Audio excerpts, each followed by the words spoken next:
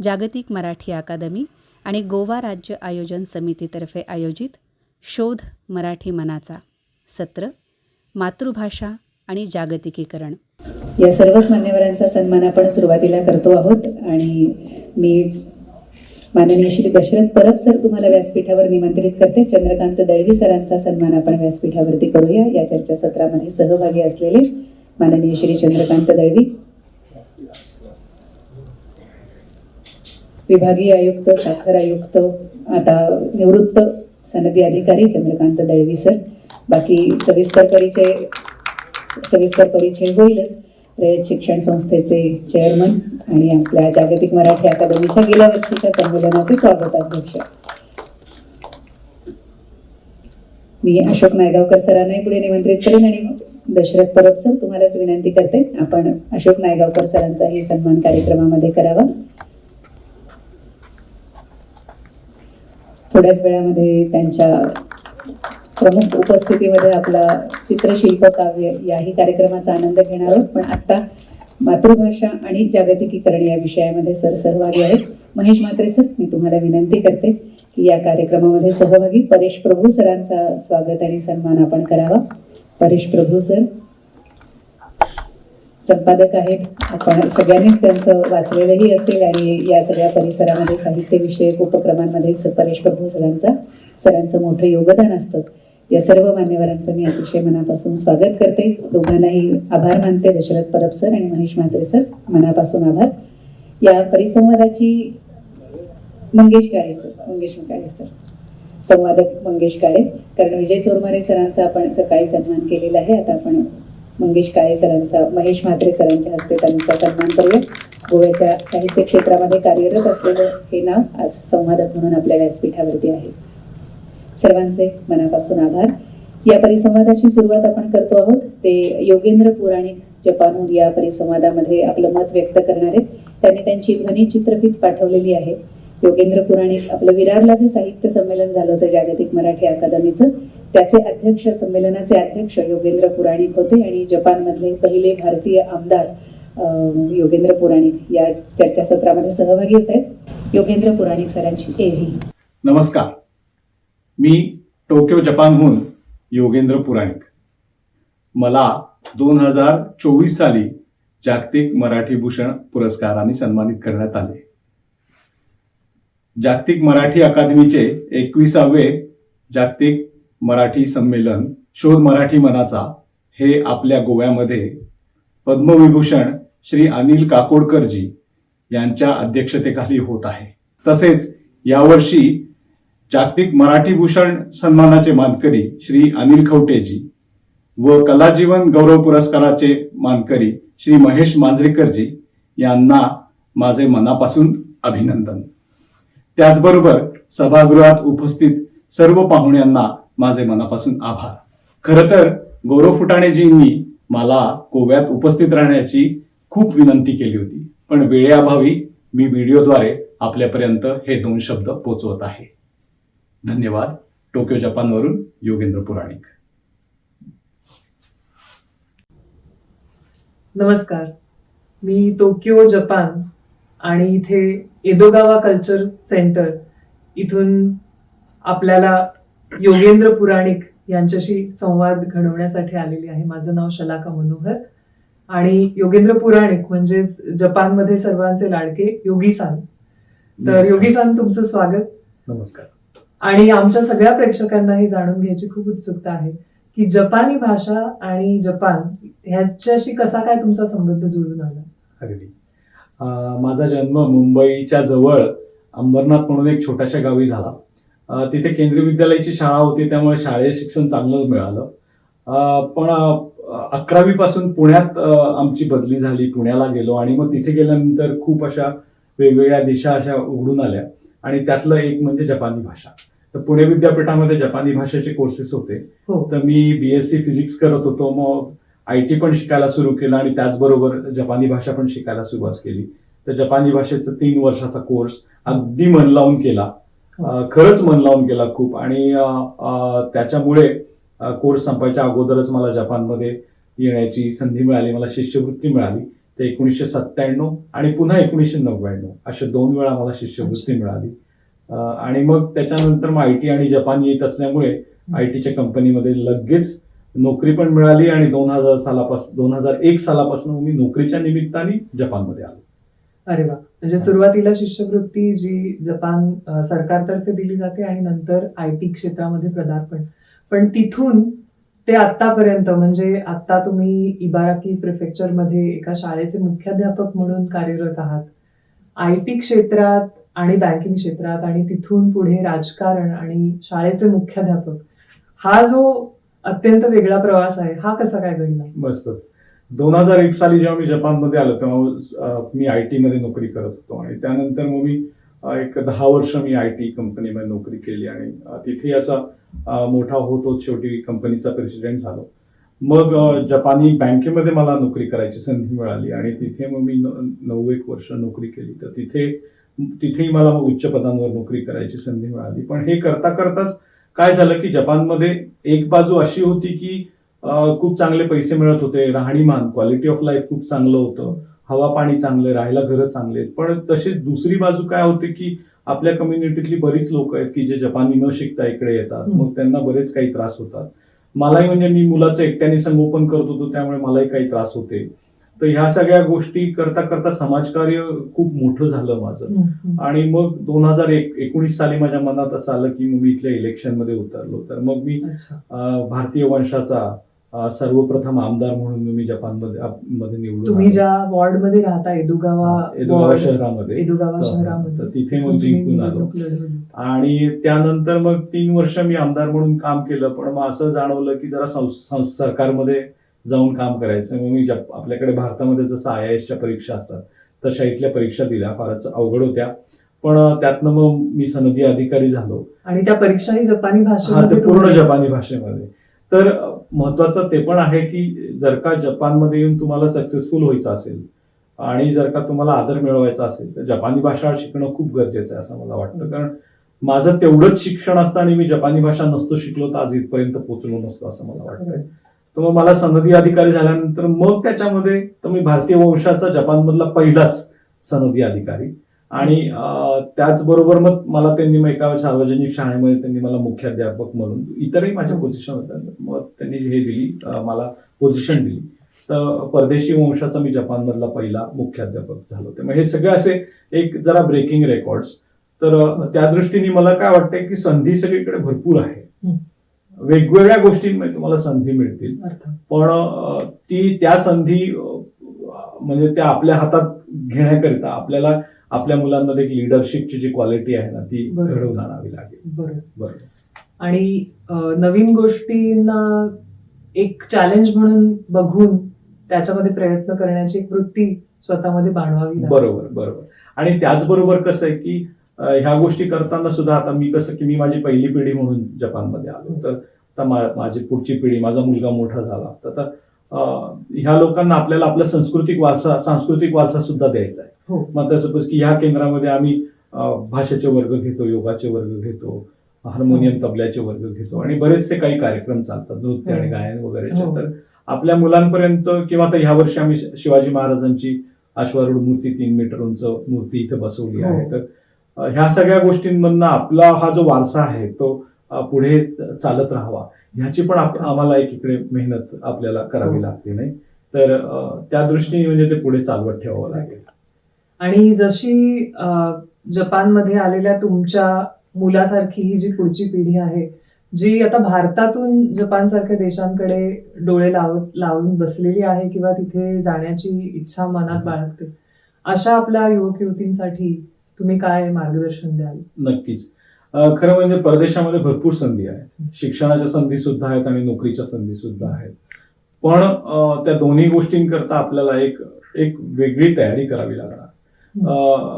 म्हणजे तुम्ही नशीबवान असाल तर तुम्हाला संधी मिळेल, पण शेवटी नशीब तुम्हाला शेवटपर्यंत नेत नाही, मेहनत ही करावीच लागते. तर त्यातनं मी जरा एक जुनं उदाहरण देईन की आपल्याकडे आनंदीबाई जोशी आणि रामानुजन हे 2 दिग्गज व्यक्तिमत्व होती. आणि त्या दोघांनाही ते खूप प्रतिभावंत होते, त्यामुळे त्यांना UK मध्ये US मध्ये जाऊन तिकडे पुढचं शिक्षण, पुढची रिसर्च करण्याची त्यांना संधी मिळाली. पण ते जेव्हा तिकडे गेले तेव्हा त्यांची तिकडे जायची तयारीच नव्हती. राहणीमानाच्या राहणीमान दृष्टीने म्हणा, किंवा- तिथल्या हवामानात कसे कपडे घालायचे, ते दोघेही व्हेजिटेरियन होते त्यामुळे त्यांना व्यवस्थित खायला नाही मिळायचं आणि मग शेवटी दोघंही आजारी होऊन अगदी अल्प वयात दोघांचं निधन झालं. म्हणजे इतकी प्रतिभावंत जी लोक होती ती आपण म्हणजे गेली ती. हकनाक गमावली हा, तर आपण. आजही तीच परिस्थिती आहे. म्हणजे आजही जेव्हा भारतातनं जपानमध्ये लोक येतात ना तेव्हा त्यांना गरम कपडे काय घालायचे माहिती नाही, बरोबर किंवा बरेचसे व्हेजिटेरियन लोक येतात ते आपलं तेच काहीतरी एक भाजी बनवतेच काहीतरी एक भात शिजवतो बरोबर. तर ते असंच खातात. मग शेवटी तब्येतीवर हा, परिणाम होऊ परिणाम शकतात होतो. त्यामुळे. तर कसं आहे की त्याच्याकरता आपल्याला काही एक ठळक तयारी करावी लागेल. मग तुम्ही हो. भारतातही कुठे दुसऱ्या प्रांतात जाणार असाल किंवा जपानमध्ये किंवा कुठे जाणार असाल बाहेरच्या देशामध्ये तर एक तयारी आपल्याला करावीच लागणार आहे. त्यातला सर्वात पहिला मुद्दा म्हणजे की आपल्याला आपल्या विषयाचं अगदी एकदम मस्त ज्ञान असलं पाहिजे. आपण राजा असलं पाहिजे आपल्या विषयात. मग ते IT असू द्या, संगीत असू द्या, चित्रलेखन असू द्या, गणित असू द्या, काही पण असू द्या, भाषा असू द्या, आपण एकदम त्याच्यामध्ये आपल्या विषयामध्ये राजा असलं पाहिजे. तेव्हाच लोक आपल्याला आदर देतात, हो. तेव्हाच ते आपल्याला स्कॉलरशिप देतात, तेव्हाच ते आपल्याला नोकरी देतात. हो. आणि मग दुसरं म्हणजे की आपली पर्सनॅलिटी चांगली आहे, आपल्याला घडवायला पाहिजे, लोकांशी संवाद साधला पाहिजे, स्मार्ट आपल्याला स्वतःला दाखवता आलं पाहिजे, बरोबर. चांगले कपडे व्यवस्थित घालता आले पाहिजेत किंवा बूट, बरोबर. आपल्या केसांची ठेवण, हो. हे सगळं व्यवस्थित ठेवता. हे केवळ परदेशातच नाही तर आपल्या देशातही लागू पडतं. सगळीकडेच. आणि मग तिसरी गोष्ट म्हणजे मग की जर का तुम्ही जपान सारख्या देशात जाणार असाल तर मग तुम्हाला तिथली भाषा शिकणं गरजेचं आहे. भाषा हा संस्कृतीकडे नेणारा दरवाजा आहे.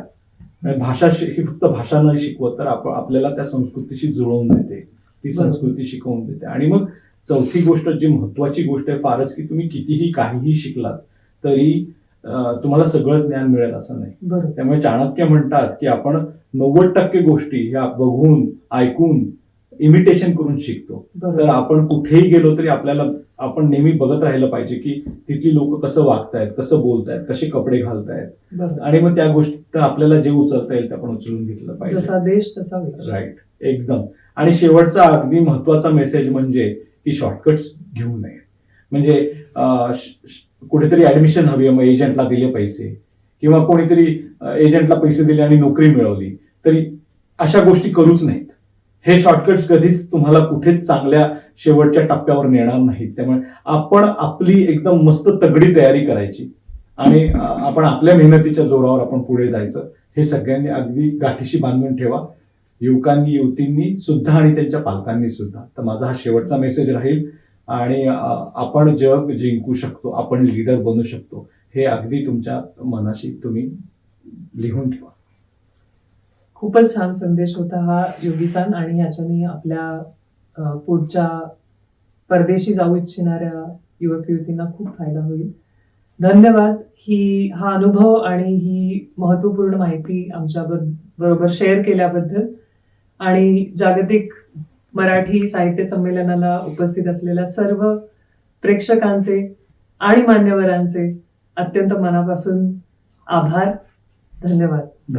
इथं जागतिकीकरण आणि मराठी असा आपल्या आजच्या या चर्चेचा विषय आहे, आणि चर्चेत 3 अत्यंत महत्वाचे पाहुणे आपल्यासमोर उपस्थित आहेत. तिघांचं क्षेत्र वेगवेगळं आहे, तिघांचे एकूण जे कार्यक्षेत्र असेल किंवा अभ्यासाचं क्षेत्र असेल त्या गोष्टी वेगवेगळ्या आहेत. पण मराठी भाषेसंदर्भात आस्था असणारे, मराठी भाषेसंदर्भात प्रेम असलेले आणि मराठी भाषेच्या भवितव्यासंदर्भात गंभीरपणे विचार करणारे असे तिन्ही पाहुणे आहेत. तर मंचावर जे उपस्थित आहेत, सुरुवातीला बसले आहेत ते चंद्रकांत दळवी साहेब आहेत, त्यानंतर अशोक नायगावकर साहेब आहेत, आणि तिकडे परेश प्रभू आहेत. मी माझे मित्र मंगेश काळे यांना विनंती करतो की पहिल्यांदा त्यांनी परेश प्रभूंची ओळख करून द्यावी. नमस्कार. व्यासपीठावर उपस्थित 3ही मान्यवर, जसं आता विजय चुरमारे सरांनी सांगितलं, आपापल्या क्षेत्रामध्ये खूप मोठ्या प्रमाणामध्ये कार्य करत आहेत. तर परेश प्रभू हे गोव्यातील एक ज्येष्ठ पत्रकार, गोमंतकीय सर्व त्यांना ओळखतातच. गेली जवळजवळ 3 दशकाहून अधिक काळ पत्रकारितेमध्ये ते आहेत. 18 वर्षाहून अधिक काळ दैनिक नवप्रभाचे संपादक म्हणून ते कार्य करत आहेत. मराठीची चळवळ, त्यामध्ये सहभाग हा सुद्धा त्यांचा गोमंतकीयांना बऱ्यापैकी परिचित आहे. जसं मी सांगितलं की गोमंतकीय मराठी पत्रकारितेचा संपूर्ण इतिहास सुद्धा त्यांना बऱ्यापैकी ज्ञात आहे. त्यांना अनेक पुरस्कार देखील मिळालेले आहेत. जसं सर्फरोजीराजे भोसले राज्य पुरस्कार त्यांना मिळालेला आहे, त्यांनी ते सन्मानित आहेत. पुण्याच्या महाराष्ट्र साहित्य परिषदेचा रा कुंभोजकर पुरस्कार, अका पिळकर पुरस्कार इत्यादी पुरस्कार आहेत. त्याबरोबरच पत्रकारितेतील पहिला स्वर्गीय नारायण आठवले पुरस्काराने ते सन्मानित आहेत. बाळशास्त्री जांभेकर पुरस्कार, मुंबईचा देवर्षी नारद पुरस्काराने सुद्धा ते सन्मानित आहेत. अशा अनेक पुरस्कारांनी सन्मानित आणि पत्रकारितेमध्ये अव्याहतपणे कार्यरत असे परेश प्रभू आज आपल्यामध्ये उपस्थित आहेत. हा त्यांचा परिचय जरी झाला तरी एखादा विषय अलंकारिकपणे आणि तरी सुद्धा मुद्देसूदपणे कसा मांडायचा हे परेश प्रभू यांच्या व्याख्यानावरनं आपल्याला नक्कीच अनुभवायला येईल. तर आपण पुढच्या काही मिनिटातच परेश प्रभू यांच्या मनोगत मातृभाषा आणि जागतिकीकरण या विषयावरती ऐकणार आहोत. चंद्रकांत दळवी हे आत्ता सध्या ते रयत शिक्षण संस्थेचे चेअरमन आहेत. रयत शिक्षण संस्था ही कर्मवीर भाऊराव पाटलांनी सुरू केलेली, ज्या शिक्षण संस्थेनं महाराष्ट्रातल्या खेड्यापाड्यात शिक्षणाची गंगा नेली, त्या शिक्षण संस्थेचे अत्यंत मोठ्या शिक्षण संस्थेत अत्यंत महत्त्वाच्या पदावरती आहेत. पण ही काही त्यांची खरी ओळख नाही, ते त्यांचं आत्ताचं पद आहे. ती त्यांच्याकडे आलेली अत्यंत कठीण परिस्थितीत आलेली जबाबदारी आहे. ते प्रशासकीय सेवेत होते, उपजिल्हाधिकारी म्हणून त्यांची कारकीर्द सुरू झाली. मी व्यक्तिशः ते कोल्हापूरला जेव्हा निवासी उपजिल्हाधिकारी होते तेव्हापासून त्यांना ओळखतोय. आणि प्रशासनात राहून सकारात्मक दृष्टीनं काम करणारे फार मोजके अधिकारी असतात. म्हणजे आपल्या प्रशासकीय ताकदीचा वापर अन्य कुठल्याही गोष्टीसाठी करण्यापेक्षा विकासाच्या गोष्टींसाठी करणं आणि ही विकासगंगा पुढे नेणं, त्यासाठी काय करता येईल त्या दृष्टीने विचार करणं, मला वाटतं हा त्यांचा पिंड आहे. आणि त्यांनी मग त्या प्रशासकीय सेवेत वेगवेगळ्या पदांच्यावर कामं केली असतील, ती नोकरीतल्या नुसार मिळत गेलेल्या बढती, ती पदं ही पदं मला जास्त महत्त्वाची वाटत नाहीत. त्यापेक्षा पदावर असताना त्यांचं निढळ हे गाव आहे, सातारा जिल्ह्यातलं गाव निढळ. आत्ता अलीकडेच त्यांचं एक पुस्तक प्रसिद्ध झालेलं आहे, निढळ ग्राम विकासाचा दळवी पॅटर्न म्हणून. म्हणजे हे स्वच्छता अभियान वगैरे ह्या अलीकडं 2014 नंतर प्रचंड मार्केटिंग केलेल्या गोष्टी असल्या तरी महाराष्ट्रात फार पूर्वी 2004 साली R.R. पाटील हे त्यांचे ग्रामविकास मंत्री होते. त्यांनी गाडगेबाबा ग्राम स्वच्छता अभियान सुरू केलेलं होतं आणि त्या ग्राम स्वच्छता अभियानातनं एकूण महाराष्ट्रातली खेडी स्वच्छ होण्याची एक मोहीम सुरू झाली. म्हणजे अंतर्बाह्य खेड्यांच्या बरोबर नुसती गावातला कचरा साफ करण्याची चळवळ नव्हती, तर गावातल्या घाणीबरोबर माणसांची मनं साफ करण्याची अशी चळवळ म्हणून उभी राहिली होती. गाडगेबाबांच्या नावाने ती चळवळ सुरू होती. तर ते ज्या म्हणजे कसं असतं, महात्मा गांधींनी आपल्याला हाक दिली माहिती खेड्याकडे चला म्हणून. तर आत्ता कसं होतं, आपल्याकडं खेड्यातनं बाहेर पडलेला मुलगा परत आपल्या गावाकडे खेड्याकडे बघत नाही, तो पुढं गावापासून लांब जात असतो.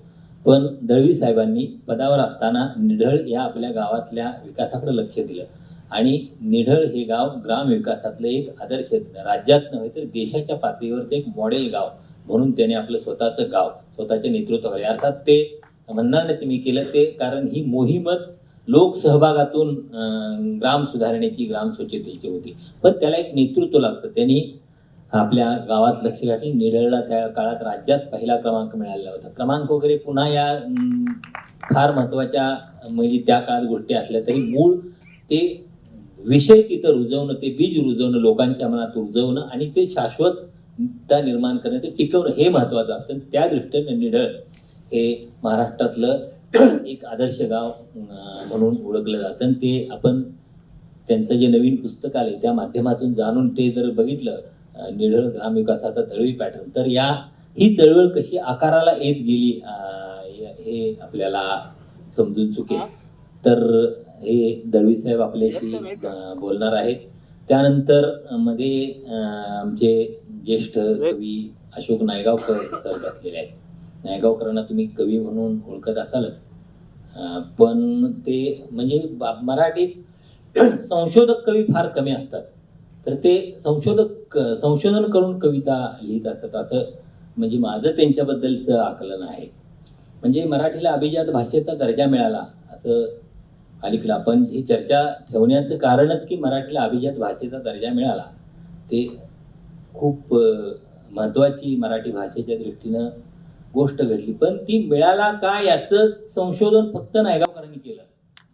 म्हणजे ते आणि इतर आहे ते लंडनमध्ये त्या काळात होते हे सगळं घडत असताना, आणि तिथून ते याचं संरक्षण एकूण सगळं निरीक्षण करत होते.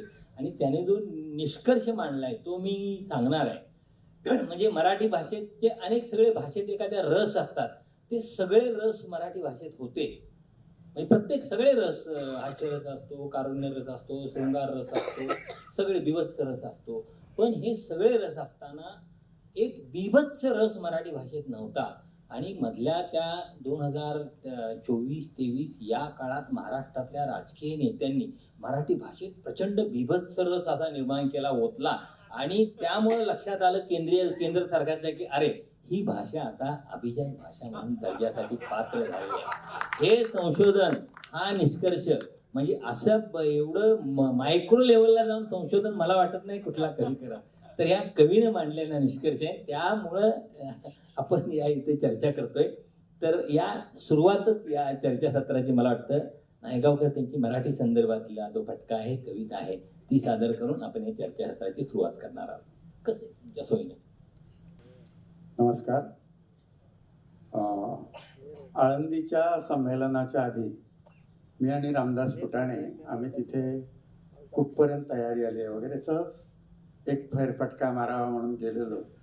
आणि समाधीवर मी डोकं टेकलं आणि रात्री चेंबूरला घरी आलो. त्यानंतर हे लिहून झालं. तर मी तो माऊलींचा प्रसाद असं मानतो. म्हणजे तर माझ्या मागून हरिपाठाच्या यानं जर आपण म्हटलं तर मला खूप आनंद होईल. चालेल का? कसं? मराठीच्या दारी कार्यक्षण भरी, लाज वाटे कारे माऊलीची, दारावर पाटी मराठीत लावू, पाटी मराठीत लावू, भाजीपाला घेऊ मराठीत, भाजीपाला घेऊ मराठीत, सर्वत्र साक्षरी मराठीत करू, सर्वत्र स्वाक्षरी मराठीत करू, घरीदारी बोलो मराठीत, घरीदारी बोलू मराठीत, नाक्या नाक्यावर मिळावी भाकर, नाक्यावर मिळावी भाकर, सुटावा पापुद्रा मराठीचा, सुटावा पापुद्रा मराठीचा, आठवारे मांडे आणि गुळवणी, आठवारे मांडे आणि गुळवणी, माऊलीची पाठ लाल झाली, माऊलीची पाठ लाल झाली, ज्ञानदेव म्हणे पुरेकार कुणी, देव म्हणे पुरेकार कुणी, व्यापार उदिमे उडी घ्याना, व्यापार उदिमी उडी घ्याना, रुळोवी आता मुच्या ओठात, ओवी आता मुच्या ओठात, होवोनी अभंग मात करू, ओनिया भंग मात करू, 700 वर्षांचा द्यारे इतिहास, 700 वर्षांचा इतिहास, माऊलीसा मी काय सांगू, माऊलीसा मी काय सांगू, ज्ञानराज स्फुंदे समाधी यातून, राजस्पंदे समाधी यातून, परभाषा मुळी गळा आली, परभाषा मुळी गळा आली, परभाषा मुळी गळा आली, परभाषा मुळी गळा आली, बऱ्या बोलाने गा बोला मराठीत, बऱ्या बोलाने गा बोला मराठीत, बऱ्या बोलाने गा बोला मराठीत, बऱ्या बोलाने गा बोला मराठीत, तुकयाचे हाती सोटा आहे. तुकयाचे हाती सोटा आहे. धन्यवाद. धन्यवाद धन्यवाद. घरीदारी बोलू मराठीत याचा एक छोटासा प्रसंग सांगतो. माझी नात जिजा जन्माला तिकडे आली लंडनमध्ये. मी आता 20 वर्ष काही महिने तिकडेच असतो मुलींकडे. तर एक दिवस माझा काहीतरी बिनसलं होतं. मी असा चेहरा टाकून बसलो होतो. तर ती 8-9 वर्षाची जिजा आईला, माझ्या मुलीला म्हणाली, आई म्हणे आबाचा पापड मोडलाय का आज म्हणून. तर तिथे जन्मलेली मुलगी हे मराठी कसं, तर आपण जर मराठी बोलत राहिलो ना तर सगळीकडे, इथेही म्हणजे तिथेच असं नाही, इथे देखील आपण मराठीत बोलत नाही, संवाद होत नाही. तर तिथनं संवादापासून सुरुवात व्हावी. मी 40 वर्ष चेंबूरमध्ये राहतो.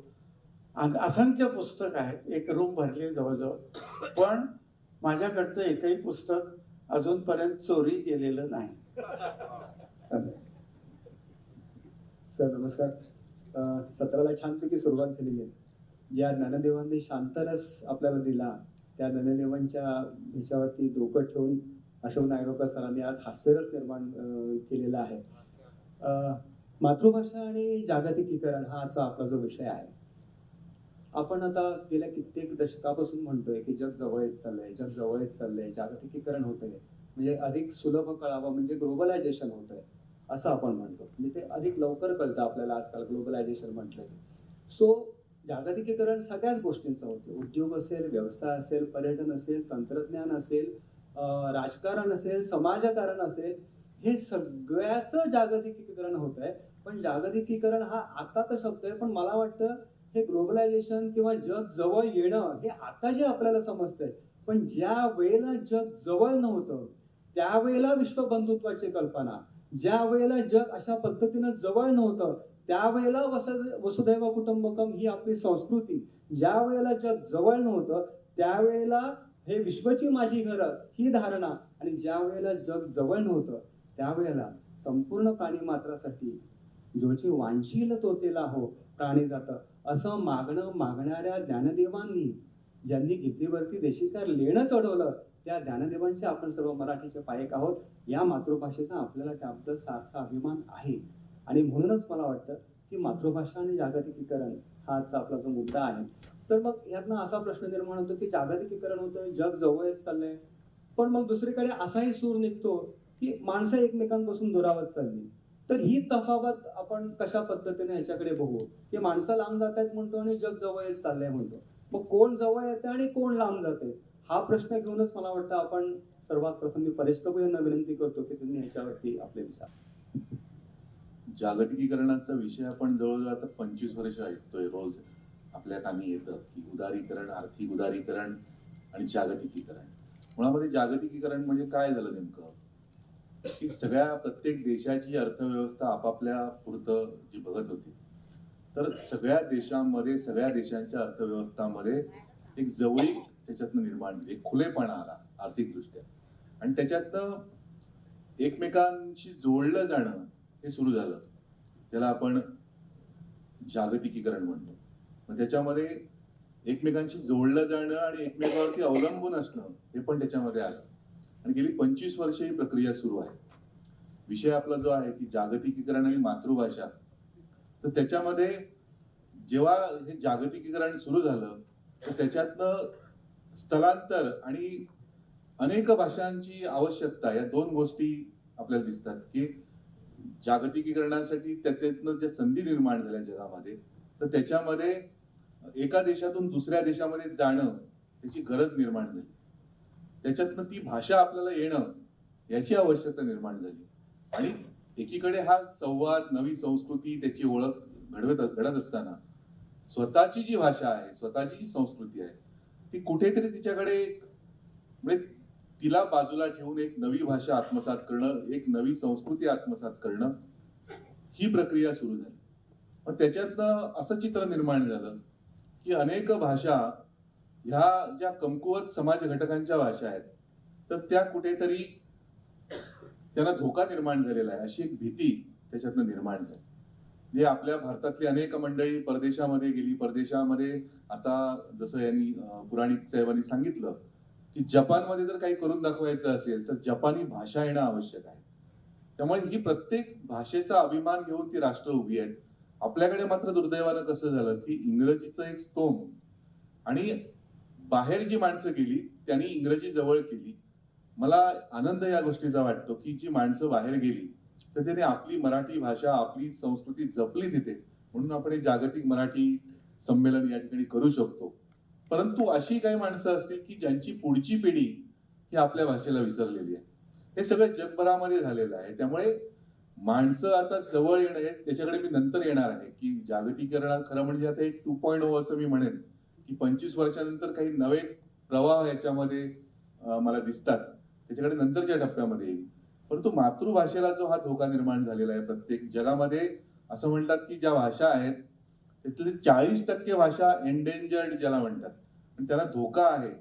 आणि प्रत्येक देशाचं आपण जर बघितलं तर त्याच्यामध्ये ही स्थिती आपल्याला दिसते की स्थानिक भाषांना बाजूला ठेवून इंग्रजीला जवळ करणं. आपल्या गोव्यामध्ये सुद्धा हे चित्र आपण बघतो आहोत की जागतिकीकरणानंतर इंग्रजी माध्यम त्याच्यामध्ये शिकणं हे एक काय म्हणतात त्याला स्टेटस सिम्बल झाला आणि त्याच्यातनं इंग्रजीकरणाकडे आपल्या मुलांना इंग्रजीमध्ये शिकवणं म्हणजे मराठीवरती भाषणं करायची आणि स्वतःच्या मुलांना इंग्लिशमध्ये शिकवायचं हे जे चित्र आहे तर त्याच्यातनं मला वाटतं हे सगळ्या आपली जी भाषा आहे आपली संस्कृती आहे तर त्यांना धोका निर्माण झालेला आहे. त्यामुळे माणसं जवळ निश्चितपणे येत आहेत, परंतु कुठल्या भाषेमध्ये आपल्या मातृभाषेमध्ये आपण संवाद करतो का?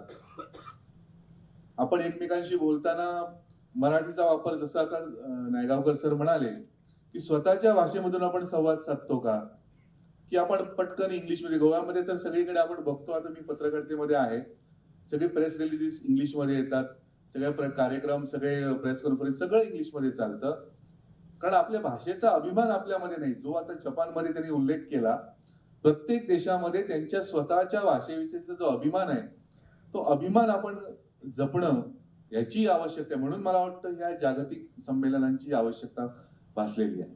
माणसं नुसती जवळ येऊन चालणार नाही. मला वाटतं की ती आपापल्या भाषेनिशी, आपल्या संस्कारानिशी, संस्कृतीनिशी एक अस्मिता आपली घेऊन जवळ आली पाहिजेत, तर ते खरं जवळ येणं ठरेल. नाहीतर तो एक नुसता औपचारिक संवाद उरेल असं मला वाटतं. विषय मराठीचा आहे, गोव्यात आहे. मी परेश प्रभू यांनाच पुढचा प्रश्न जोडून गोव्याशी संबंधित असल्यामुळं विचारणार आहे, नंतर दळवी साहेबांच्याकडे, की एकूण मराठीच्या संचिताबाबत महाराष्ट्रानं गोव्यावर अन्याय केला वगैरे अशी काही भावना आहे का तुमची? त्याचं कारण असं की मराठीतलं पहिलं नाटक रघुनाथ शेठ सावंत यांनी 1818 लिहिलं असं सांगितलं आता, आणि विष्णुदास भावेंचं 1845 आहे, तरी ते रंगभूमीचे जनक विष्णुदास भावेंना मानलं जातं. कृष्णम भट बांदकर त्यांची संगीत नाटकं बघून अण्णासाहेब किर्लोस्करांनी शाकुंतल लिहिलं, तरी संगीत नाटकाचे जनक हे किर्लोस्कर यांना मानले जातं. हे त्यामुळं बाबा हे त्याचे आद्य सगळे लोक गोव्यात असून सुद्धा याचं श्रेय गोव्यातल्या लोकांना दिलं जात नाही. याच्याबद्दल काय म्हणजे भावना आहेत तुमच्या?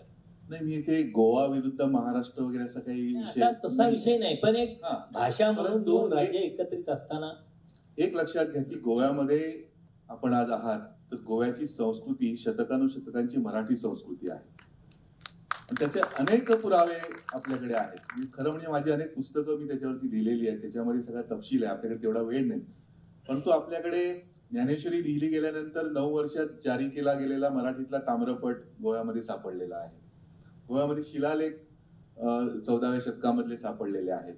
वाङ्मयीन परंपरा गोव्यामध्ये जे पहिला ग्रंथ म्हणजे आपल्याला माहिती असेल की गोव्यामध्ये धर्मसमीक्षण सभा, धर्मच्छळ मोठ्या प्रमाणामध्ये झाला आणि त्याच्यामध्ये इन्क्विजिशन मध्ये अनेक ग्रंथ, पोथ्या, पुराणं जाळली गेली. त्याच्यातनं वाचलेला जो आद्य ग्रंथ आहे, जो ज्ञात आहे, तो कृष्णदास शामा या संत कवीनं श्रीमद भागवताच्या दशम स्कंदावरती 1526 मध्ये, आपल्याला कवळ्याची शांतादुर्गा माहिती असेल, ती आज कवळ्याला आहे, पण त्याच्या आधी ती केळोशी नावाच्या गावात होती आणि तिथे तिचं मंदिर होतं जे पोर्तुगीजांनी पाडलं त्या काळामध्ये. तर तिथे त्या मंदिरात बसून 1526 मध्ये कृष्णदास शामाने ग्रंथ रचला, श्रीकृष्ण चरित्र कथा, ज्याला आज आपण 2026 मध्ये आहोत, आपण त्याला 500 वर्ष पूर्ण होते. हे किती लोकांना आपल्याला माहिती की पंचशताब्दी खरं तर आपण साजरी केली पाहिजे, एवढी आपली शतकानुशतकांची परंपरा. पोर्तुगीज सरकारच्या काळामध्ये इथे पोर्तुगीज सरकारनं मराठी माध्यमाच्या शाळा चालवलेल्या होत्या. मराठी पाठ्यपुस्तकं पोर्तुगीज सरकारने काढलेली होती. इथला सगळा व्यवहार, इथले मंदिरं असतील, ग्रामसंस्था असतील, इथला सगळा सामाजिक सांस्कृतिक व्यवहार, धार्मिक व्यवहार हा सगळा मराठीमधून चालत आलेला आहे. आम्ही सगळे कोकणी बोलतो, कोकणी भाषेवरती आमचं प्रेम आहे, परंतु मराठीचा संस्कार, मराठीनं या भूमीला संस्कार दिला, या भूमीला राष्ट्रीयत्व दिलं आणि परंपरा. त्यामुळे मराठी ही गोव्यात आम्ही असं म्हणतो की महाराष्ट्रातून आलेली नाही. काहींचा असं समज होतो की तुम्ही मराठीचे कार्यक्रम गोव्यात का करता. तुम्हाला असं दिसेल की ही जी तळमळ या संमेलनाच्या आयोजनामागे आहे त्याचं कारणच हे आहे की आम्ही मराठी आम्हाला ही जपायची, आमच्या नव्या पिढीपर्यंत पोहोचवायची आहे. कारण हा एवढा शतकानुशतकांचा जो इतिहास, परंपरा, जी संस्कृती आपली आहे ती पुढच्या पिढीपर्यंत पोहोचवणं हे गरजेचं आहे आणि त्याला आव्हान निर्माण झालेलं आहे. मराठी महाराष्ट्राने अन्याय केला असं मी म्हणणार नाही. कदाचित थोडं गोमंतकीय साहित्याकडे दुर्लक्ष झालं असेल, निश्चितपणे झालेलं आहे, कारण असं एकही क्षेत्र नाही. संशोधनामध्ये अका प्रियोळकरांपासूनची आपली परंपरा आहे, कवीमध्ये बोरकर रामाणी पासूनची परंपरा आहे, कुठलंही क्षेत्र घ्या, कोशामध्ये महादेव शास्त्री जोशींपासूनची परंपरा आहे, संशोधनामध्ये इतिहास संशोधनामध्ये पांडुरंग पिसुर्लेकर सशम देसाई आहेत. असं एक क्षेत्र नाही. महिला नाटककार हिराबाई पेडणेकर ज्यांचं पालशेची विहीर नाटक आज आपण बघणार आहोत रात्री, तर त्या गोमंतकाच्या अशी एवढी मोठी परंपरा, आणि ह्या परंपरेचे पाईक आहोत आपण, हा गोमंतकीयांना अभिमान आहे. आणि महाराष्ट्रामध्ये जेवढी मराठीची सेवा होत नसेल तेवढी सेवा सगळ्या प्रकारच्या प्रतिकूल परिस्थितीमध्ये गोमंतकीय करत आलेले आहेत, याला इतिहास साक्षी आहे. त्यामुळे मराठी हा आमचा आम्ही आत्मस्वर म्हणतो. माझं नवीन पुस्तक गेल्या काही महिन्यांपूर्वी आलं, गोमंतकाचा आत्मस्वर मराठी, असं त्याचं शीर्षक आहे, की बाहेरून आलेलं नाही. अनेकदा काही जणांना समज काहींचा असा असतो की गोवा मुक्तीनंतर जे प्राथमिक शिक्षक या ठिकाणी आले तर त्याच्यामुळे मराठी गोव्यात आली, असं काहींना वाटतं. काही म्हणतात की छत्रपती शिवाजी महाराजांमुळे मराठी गोव्यात आली. परंतु छत्रपती शिवाजी महाराजांचा जन्म 1630चा, मी आपल्याला सांगितलं की कृष्णदास श्यामाचं श्रीकृष्ण चरित्र कथा 1526 मध्ये लिहिली गेलेली पोथी आहे, ती आपल्याकडे त्याचा उपलब्ध ज्ञात असा पुरावा आहे. सगळे जेजुईट वाङ्मय जर आपण बघितलं, हे सगळं वाङ्मय हे मराठीमधून लिहिलं गेलेलं आहे. त्यामुळे ही सगळी परंपरा, फक्त काय झालं की मुक्तीनंतर विलिनीकरणाचा जो वाद झाला गोव्यामध्ये, तर त्याच्यामुळे मराठीचं नुकसान झालं गोव्यातल्या, असं मला स्वतःला व्यक्तिशः वाटतं. की कोणालाही आपलं स्वतंत्र अस्तित्व प्रिय असतं, आपलं एक स्वतंत्र अस्तित्व असलं पाहिजे, गोव्याचं स्वाभिमान. पण महाराष्ट्र आपल्याला गिळंकृत करेल का, महाराष्ट्रातला एक जिल्हा म्हणून गोवा राहील का, ही भीती त्या काळामध्ये निर्माण झाली आणि त्याच्यामुळे मराठीचं नुकसान झालं. परंतु आपल्याला आज दिसेल की गोवा मुक्तीला एवढी वर्ष होऊन गेली, आजही राजभाषेसाठी लढा गोमंतकीयांचा सुरू आहे. आपल्यासमोर सुभाष वेलिंगकर जी आहेत, एक राज्यव्यापी चळवळ त्यांनी सध्या चालवलेली आहे. आणि आपल्या इथे जे सगळे उपस्थित आहेत, इथली तरुणाई आहे, सगळ्यांच्या मनामध्ये गोव्याची राजभाषा मराठी झाली पाहिजे हे निश्चितपणे सगळ्यांचे आहे. त्याच्याबद्दल कुठलाही संदेह कोणी बाळगण्याची गरज नाही. त्यामुळे काहींची मागणी होती की या संमेलनामध्ये आपण राजभाषेचा ठराव घ्या. आम्हाला ठराव बिराव घेण्याची गरज नाही. आमच्या सगळ्यांच्या हृदयामध्ये मराठी आहे, राहील. त्यामुळे मराठीवर जेव्हा जेव्हा अन्याय होईल तर आम्ही तुमच्यासोबत असू, याची ग्वाही या निमित्ताने मी देऊ इच्छितो. धन्यवाद. खूप सविस्तर तपशीलवारपणे तुम्ही या मुद्द्याचं विवेचन केलं परेश प्रभू, त्याबद्दल मी दळवी साहेबांच्याकडे वळतो. म्हणजे आजचा जो आपला विषय आहे त्या विषयाच्या अनुषंगाने जागतिकीकरण आणि मराठी, आपण एकीकडे जागतिकीकरण म्हणतो आणि त्याच जागतिकीकरण स्वीकारलं पाहिजे, स्वीकारतोय ते त्याला पर्याय नाही आपल्याकडं, पण त्याच वेळी मराठीचा गजर सुद्धा करतो. तर ही जागतिकीकरण, कारण कसं आहे, आता आपल्याकडे परिस्थिती अशी दिसते की मराठी ही रोजगाराची भाषा राहिलेली नाही असं चित्र दिसतं आणि जागतिकीकरणाच्या गरजा वेगळ्या आहेत. अशा परिस्थितीत मराठीची आणि जागतिकीकरणाची सांगड कशी घालायची? म्हणजे तुम्ही प्रशासनातले अधिकारी म्हणूनही अनुभव आहे तुमचा, आता शिक्षण क्षेत्रात गेली काही वर्ष तुम्ही काम करताय आणि तुम्ही स्वतः मला वाटतं गावातल्या जिल्हा परिषदेच्या शाळेत शिकून, मराठी माध्यमात शिकून हे सगळं साध्य केलेलं आहे. तर ही मराठीची आणि जागतिकीकरण ही सांगड कशी घालायची? सर्वांना नमस्कार. पहिल्यांदा जागतिकीकरण म्हणजे काय हे थोडंसं समजून घेतलं तर मला असं वाटतं की चर्चा अधिक समजायला सोपं जाईल. आर्थिक उदारीकरण 1991 मध्ये पहिल्यांदा आपल्या देशामध्ये हे शब्द प्रणाली आली आणि मग आर्थिक विकासासाठी फक्त उदारीकरण हा त्यावेळच्या समोरचा अजेंडा होता खरं तर. परंतु आता 30 वर्षानंतर 35 वर्षानंतर त्याचे खूप प्रभाव अनेक ठिकाणी पडलेले आहेत. फक्त ते आर्थिक विषयावरच प्रभाव नाही पडले, तर आर्थिक विषयामुळे सगळीकडे त्याचे प्रभाव पडलेले आहेत. तर जागतिकीकरण म्हणजे जगातील विविध देशांमध्ये आर्थिक, सामाजिक, सांस्कृतिक आणि बौद्धिक देवाणघेवाणीमध्ये प्रचंड मोठ्या प्रमाणात वाढ झाली. हे आपल्याला जागतिकीकरणामुळे आपल्याला सर्वत्र पाहायला मिळतं. त्याचा परिणाम असा झाला की बहुराष्ट्रीय कंपन्या, आंतरराष्ट्रीय शिक्षण संस्था, जागतिक माध्यमं, डिजिटल प्लॅटफॉर्म हे सगळे आपल्या जीवनाचा अविभाज्य भाग झाले. हे जागतिकीकरणामुळं सगळं घडून आलेलं आहे. पण मग दुसऱ्या बाजूला मातृभाषा आणि जागतिकीकरण आपला आजचा विषय आहे. तर मातृभाषा म्हणजे काय, तर याच्या बाबतीमध्ये एक प्राचीन गोष्ट या ठिकाणी मी जरूर सांगेन. आपल्या सगळ्याला कल्पना आहे की अर्जुन आणि सुभद्रा यांचा मुलगा अभिमन्यू. तर जेव्हा अर्जुन चक्रव्यूह म्हणजे काय आणि तो कसा त्याच्यात प्रवेश करायचा आणि तो भेदायचा कसा याच्या बाबतीमध्ये जेव्हा माहिती सांगत होते त्यावेळेला सुभद्रा सुद्धा त्या ठिकाणी उपस्थित होती. आणि ते सगळी स्टोरी पूर्ण होऊपर्यंत चक्रव्यूहामध्ये प्रवेश कसा करायचा इथपर्यंत सुभद्रा जागी होती आणि त्याच्यानंतर ती सुभद्रा झोपी गेली.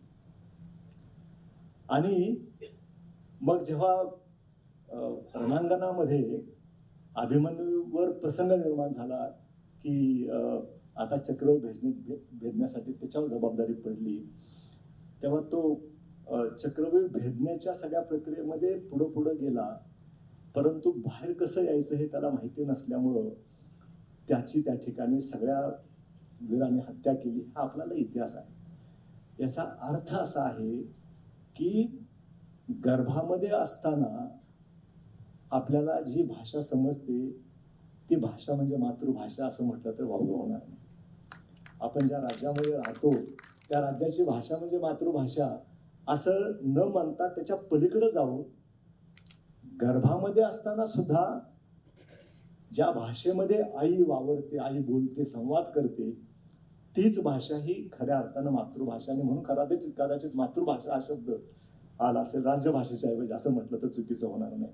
आणि म्हणून मातृभाषेमध्ये म्हणजे बाळ जेव्हा पहिल्यांदा जन्माला येतं, ज्या भाषेमध्ये ते पहिल्यांदा शब्द ऐकतं किंवा शब्द उच्चारतं ती भाषा म्हणजे मातृभाषा असं पण आपल्याला म्हणता येऊ शकतं. आणि म्हणून मातृभाषेचं महत्त्व हे इतकं आहे, ती काही केलं तरी ते पुसलं जाऊ शकत नाही. किती मोठं जागतिकीकरण झालं तरी अशा मताचा मी आहे. कारण ती आपण जेव्हा आईच्या गर्भामध्ये असतो तेव्हापासूनच तिचा आपल्याला संबंध आलेला असतो.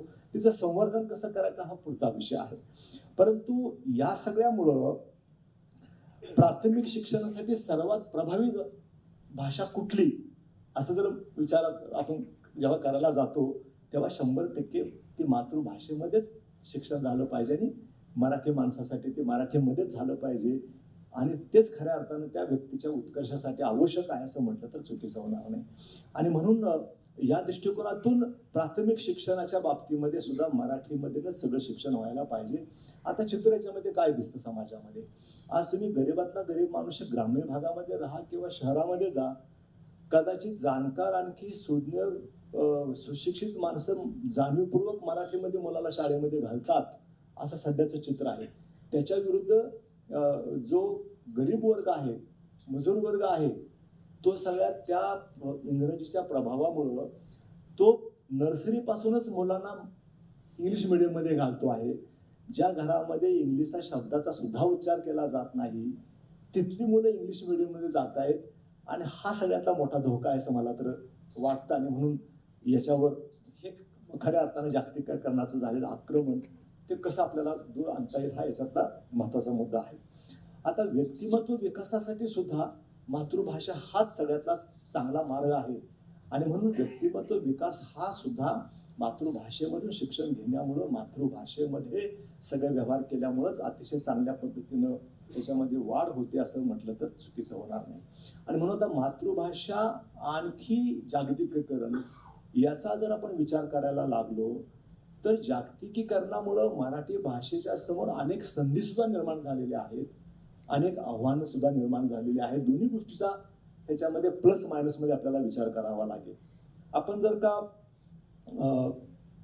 का संधीचा विचार केला तर काय संधी जागतिकीकरणामुळे आपल्याला उपलब्ध झालेल्या आहेत. मातृभाषा ही केवळ संवादाचं साधन नाही तर ती आपल्या संस्कृतीची, परंपरेची ओळखीच आणि आपल्या ओळखीचा तो आत्मा असतो. मराठी भाषा आईच्या कुशीतून आपण जे पहिले शब्द शिकतो मगाशी मी म्हटलं तीच मातृभाषा.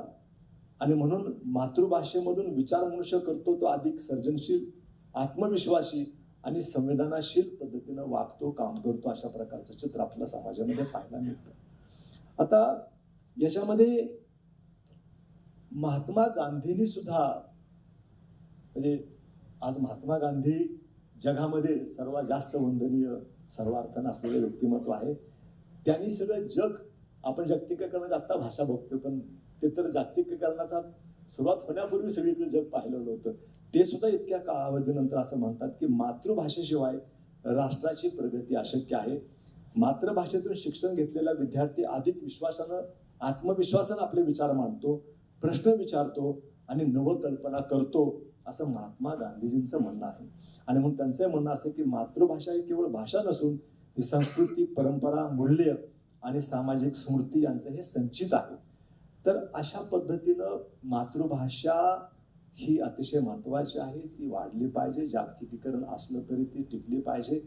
आणि म्हणून मला असं वाटतं की जागतिकीकरणाचा प्रभाव नक्की आहे, परंतु आपण जाणीवपूर्वक प्रयत्न केले तर तो प्रभाव आपण न्यूट्रिफाय करू शकतो, न्यूट्रलायझेशन त्याचं करू शकतो. आणि या जागतिकीकरणाचे सगळे फायदे हे मराठीच्या समृद्धीसाठी, मराठीच्या वाढीसाठी सुद्धा होऊ शकतो. हे पुढच्या टप्प्यामध्ये बोलतो आपल्याशी. तर नायगावकर सर बसले. खरं एरवी मी त्यांना विचारलं नसतं, पण मला मगाशी त्यांनी उल्लेख केला की 6 महिने लंडनमध्ये असतात आणि 6 महिने भारतात असतात. जागतिकीकरण आणि मातृभाषेचा विचार करताना तुम्ही तुमची मराठी भाषा, मराठी घेऊन लंडनमध्ये असताना, मराठी माणूस म्हणून लंडनमध्ये असताना, तिथं वावरताना किंवा अन्य कुठल्या देशात फिरताना, एकूण आपण जे भाषे संदर्भातल्या आपल्या भावना आहेत आणि जागतिक पातळीवर मातृभाषे संदर्भातल्या लोकांच्या धारणा आहेत, तुम्हाला त्यात काय जाणवतो, फरक काय जाणवतो, साम्य काय जाणवतं? आता संवादाचं माध्यम कुठेही गेलं तरी, म्हणजे हॉटेलात गेलं, बाजारात मोठ्या शॉपमध्ये गेलं, मग कुठल्या मॉलमध्ये गेलं तर ते इंग्लिशचाच भाग असतो, त्याबद्दल वादच नाही. पण इतकी मराठी मंडळं होत आहेत, म्हणजे आता काल उल्लेख झाला, लंडनचेच काल ते प्रख्यात आले होते. आणि 1932 साली नरसिंह चिंतामण केळकरांनी ते स्थापन केलं आणि स्वतःची वास्तू असलेलं ते महाराष्ट्र मंडळ तिथे लंडनमध्ये आहे. जगातलं स्वतःची वास्तू असलेलं पहिलं अगदी हे. आणि तिथे माझा गेल्या 20 वर्षात जवळजवळ 5 वेळा मी कविता वाचन केले, म्हणजे गेल्या 2004 पासून. तर अशी मंडळं लंडनमध्ये किंवा वरती नॉर्थपासून खाली संबंध साऊथपर्यंत अशी अनेक ठिकाणी मंडळं होत आहेत. आता टाटा मोटर्सचा जो वरती मोठा कारखाना आहे तिथे जवळजवळ 200-250 कुटुंबीय. आणि त्या वर्षी राणी गेल्यामुळं गणेश चतुर्थीला गणपती बसवला नाही, त्यांनी तो पितृ अमावस्येला बसवला आणि माझा कार्यक्रम ठेवला होता. तर आश्चर्य वाटेल, आपल्या इथे महाराष्ट्रात नाही ढोल बघायला मिळत, असे 40-50 ढोल, सबंध कोल्हापुरी फेटे बांधलेले आणि ती सबंध मिरवणूक त्या सगळ्या सभागृहाच्या भोवतीनं, आणि ते ब्रिटिश लोक असे उत्साहानं सगळे बघत होते. तर हे जे चित्र आहे, म्हणजे लंडनच्या महाराष्ट्र मंडळात सुद्धा आत्ता कुणी आले, आत्ता आपले आशिष शेलार आले होते, ती रघुजी राजे भोसलेंची तलवार तिथे लिलावामध्ये विकत घेतली. तर त्यांनी ते सगळं त्यांच्या आगमनासाठी केवढा मोठा ढोल वाजवून स्वागत वगैरे. तर हे सगळी इतक्या गेल्या जवळ 15-20 वर्षात अनेक ठिकाणी माझे कार्यक्रम सगळ्या मंडळांमध्ये याच्यामध्ये होत आहेत. मराठी वडापाव मिळतो किंवा मराठी लोकांची काही हॉटेल्स तिथं निघालेली आहेत. हे दरवेळेला काही ना काही असं वाढताना दिसतं. आणि हे इथंच नाही तर जगभर सगळे, अगदी सॅनडिएगो म्हणजे मेक्सिकोच्या बॉर्डरला जे खाली अमेरिकेच्या तिथे आहे, तिथं देखील जवळजवळ 15-20 लोक आपल्या घरातनं सगळे पोळी भाजी वडा वगैरे सगळं घेऊन तिथं माझा त्यांनी कार्यक्रम ठेवला होता. तर मराठी माणूस हा जशा इंग्रजांनी वखारी सगळीकडं निर्माण केल्या, तशा मराठी माणसांच्या वखारी सगळ्या जगभर होत आहेत. अगदी याबद्दल वाद नाही. म्हणजे याच्यामध्ये बंगाली माणूस किंवा गुजराती माणूस हा अर्थातच आपल्या पुढे आहे. म्हणजे माझा डेन्मार्कमध्ये कोपनहेगनला 3-4 वर्षापूर्वी कार्यक्रम झाला, तर त्याला असलेली मंडळी ही साधारण 100-150 कुटुंबे असतील. पण नंतर आम्ही जेव्हा त्या बंगाली लोकांच्या नवरात्रीच्या देवीसाठी गेलो किंवा तिथे, म्हणजे ते नवरात्रातच झाला, तर तिथला सगळा उत्साह, तिथलं सगळी जी सजावट बघून असं आपल्याला थोडंसं मराठी माणूस अजून खूप अर्थकारणामध्ये मागे आहे असं वाटतं. म्हणजे संबंध लंडनमध्ये तुम्ही फिरलात तर केनियामधली किंवा साऊथ आफ्रिकेतली याच्यातली सगळी मंडळी प्रत्येक क्षेत्रात आय एम फ्रॉम केनिया, मी तिकडनं आलेला हा गुजराती माणूस, त्याचा लंडनच्या व्यापारावर याच्यावर प्रचंड परिणाम आहे, तुम्हाला सांग प्रचंड प्रभाव आहे. पण तसा प्रभाव मराठी माणसाचा होतोय असं मला पूर्वी वाटायचं, पूर्वी असं मला खंत वाटायची. पण असा अनेक क्षेत्रामध्ये मराठी माणसं उद्योजकतामध्ये छोटे छोटे उद्योग असतात. मी काय उद्योग म्हणजे मोठा टाटांसारखा कारखाना उभा करावा असं नाही, पण बारीक गोष्टींपासूनची सुरुवात होते. म्हणजे आता लंडनमध्ये तुम्ही गेली 20 वर्ष फिरतोय मी, तर त्या गुजराती समाजातल्या महिला तर त्या सगळ्या घरामध्ये रोटली चपाती किंवा काकरा वगैरे बनवताना दिसतात. आमच्याकडे मी इतक्या 20 वर्षात मुलीकडे असलेली जर सगळी बघितली तर त्या पटेल समाजातल्या, म्हणजे इथला जो श्रीमंत समाज अतिशय मानी असा, तर त्या महिला सगळं टॉयलेट साफ करायला किंवा तुमचं भाजी कापून द्यायला वगैरे अशा त्या महिला होत्या. पण आणि जाताना त्या असं ते तुमचं ॲपलचं वॉच वगैरे 500 पाऊंडाचं घेऊन जायच्या त्या. पण इतक्या दिवसात एकही मराठी स्त्री किंवा मराठी माणूस मला कधीही असा या घरकाम करताना वगैरे दिसला नाही. म्हणजे घरकाम करणं ही काहीतरी कमी दर्जाची गोष्ट आहे असं काहीतरी आपल्या मनामध्ये प्रतिष्ठेच्या काही. पण पटेल समाजातल्या बायका या घरामध्ये असं सगळं धुणं भांड्याची किंवा तुमचं फरशी पुसण्याची लादी पुसण्याची काम करतात. हे मला खूप, म्हणजे लंडनमध्ये त्या श्रीलंकन लोकांचे अनेक पेट्रोल पंप आहेत, तर दिवसा काम करून दोघांनी ऑफिसमध्ये साफसफाई करून त्यांनी अनेक पेट्रोल पंप त्या लोकांनी विकत घेतले. तर ही जी काम करण्याची जी क्षमता आहे ना, म्हणजे माझ्याकडे 20 वर्षामध्ये मी जी संबंध कन्स्ट्रक्शन लाईनमध्ये किंवा घरं हे करण्यामध्ये जी काही माणसं बघितली त्याच्यामध्ये गुजराती माणसं आहेत, राजस्थानी माणसं आहेत, तुमचे पंजाबमधली माणसं आहेत, पण मराठी माणूस मला या सगळ्या अशा व्यवसायामध्ये खाली उतरताना दिसत. आपण व्हाईट कॉलर किंवा अशा बँकेतली नोकरी, आपल्याला एकेकाळी असं होतं बँकेतली नोकरी म्हणजे फार काहीतरी, पण आज त्याला काही किंमत नाही. तुम्हाला जर एखादा ड्रिलिंग करून खेळा मारता येत असेल वगैरे तर तुमची जगात किंमत आहे. एखादा नळ बसवता आला तर ही जी कामं आहेत ना याच्यामध्ये मराठी माणूस हा कुठेतरी त्याला लाज वाटते. आमचा प्रकाश होळकर आज इथे आहे, तर त्यानं आपला मराठीतला मोठा कवी, त्याची शेती आहे तिथे, आणि त्यानं तिथल्या 20 वर्षापूर्वीची गोष्ट आहे, तो त्या 10वी 12वी पास झालेल्या मुलांना म्हटला की माझी इथे मोठी जागा आहे, आपण इथे गार्डन करूया, चांगलं बाग बनवूया, सगळं तुम्ही याल का, तुम्हाला जो रोज असतो त्या मजुराचा किंवा याचा तो मी देत जाईल. तर ती सगळी त्या टपरीवर उभं राहून संबंध मावा वगैरे तोडत बसणारी मुलं, अशी जी सगळी गावोगाव दिसतात मला. मी आता गेली 20 वर्ष महाराष्ट्रातली जसं परदेशात फिरतो तसं छोट्या छोट्या गावामध्ये फिरतो आणि तांडेच्या तांडे बाहेर पडतात. यांना कोण नोकऱ्या देणार आहे, यांना कोण. परवा मी आता मध्ये आलो, गणपतीचं जेवायला गेलो होतो, त्यानं मला लंडनमधनं घरी आणून सोडलं. तो म्हणता लंडनसारखी बेकारी कुठं नाही आहे म्हणून. ही सगळी बेकारी सगळ्या जगभर आहे आणि ही जी आमची मुलं आहेत ती का वेगळ्या स्वप्नामध्ये कुठेतरी आहेत. त्यांना ताळ्यावर आणणं, व्यवसायाभिमुख काहीतरी करणं ही काळाची गरज आहे असं मला वाटतं. तर भाषा टिकेल. म्हणजे मराठी अभिजात भाषा, म्हणजे मराठी जर जेवण आपण घरात बनवलं नाही तर आपली भाषा कशी काय अभिजात होईल. लग्नामध्ये कुठले सगळे पदार्थ असतात, ती तरुण मुलं सगळी पंजाबी किंवा साऊथ इंडियन डिशेस. मराठी, मी आणि रामदास फुटाणे आम्ही अकलूजवरनं निघालो, आम्ही संबंध असे साताराला यायला निघालो, तर मध्ये वाटेत कुठेही आम्हाला ज्वारीची बाजरीची भाकरी दोघांनाही मिळाली नाही. त्यामुळे ये नाही आपको रोटी और वो मिलेगा म्हणून. तर हे महाराष्ट्राचं चित्र आहे. आपण भाषेची गोष्ट करतो, भाषा ही अशी वर्ण नाही पडत, आपल्या जगण्यातनं आली पाहिजे. ते जगणं, आपण मराठी जगणं थोडंसं असं पायाखालनं निष्ठत चाललंय. मी थोडासा विषयांतर करतोय की काय असं वाटतं मला, तुम्हाला सांगतो.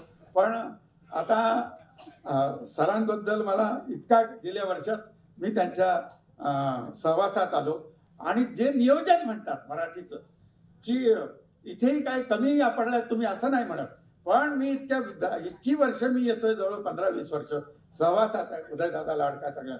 पण सातारसारखं नियोजन, एक IAS ग्रेडचा माणूस काय संबंध करू शकतो ते मी सातारला बघितलेलं आहे माझं.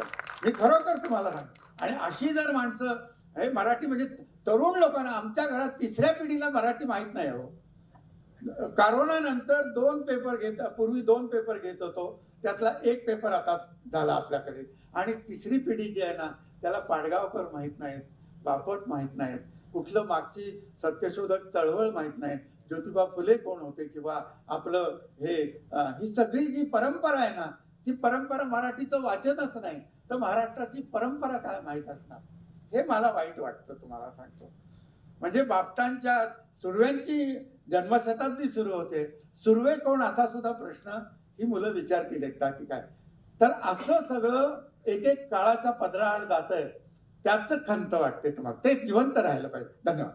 बरं, नाही, एक प्रश्न पडतोय की आता परदेशातली मराठी माणसं शिवी कुठल्या भाषेत देतात? शिव्या कुठल्या भाषेत देतात? इरसाल बोलतात बरं का.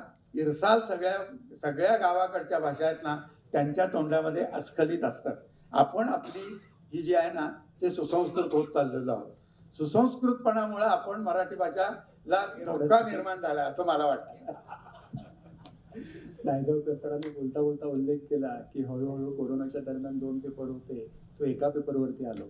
बाजूला परेश प्रभू बसलेले आहेत. त्यामुळे हा विषय आता परत त्यांच्याचकडे नेतो की त्याच्यावरती त्यांनीच प्रकाश झोत टाकावा, कारण ते पत्रकारितेत इतकी वर्ष आहेत.